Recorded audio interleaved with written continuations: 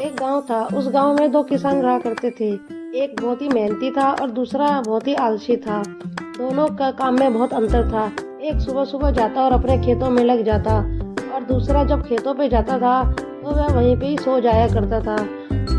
धीरे धीरे उसके घर की हालत अब खराब होने लगी थी। अब दूसरा वाला जो था वह दिन रात मेहनत करता, इस कारण उसकी फसल भी बहुत अच्छी होती थी, क्योंकि वह अपने काम पे ध्यान देता था। अब वह गांव में एक सक्षम किसान बन चुका था, क्योंकि उसके खेतों में हरियाली रहती थी और उसकी फसल भी ज़्यादा होती थी। इस प्रकार उसका पैसा भी अच्छा होता था। दूसरा किसान जो आलसी था, उसके घर की दशा धीरे धीरे बिगड़ रही थी। अब उसके घर में खाने को भी बहुत कमी आ गई थी, इस कारण वह कर्ज में डूब रहा था।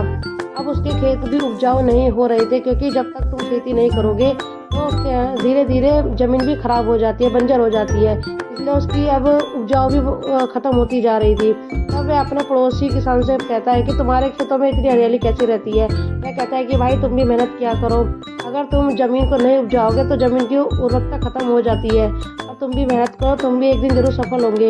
इसकी बात सुनकर वह भी अब सुबह सुबह खेतों में आता और सोता नहीं था। वह भी दिन रात मेहनत करता था। इस प्रकार उसके खेतों में भी अब फसल होने लगी थी, हरियाली वापस आ गई थी। उसकी मेहनत के कारण ही अब उसको ज़्यादा मुनाफा होने लगा था, क्योंकि उसकी फसल जो थी वो सबसे अच्छी होती थी।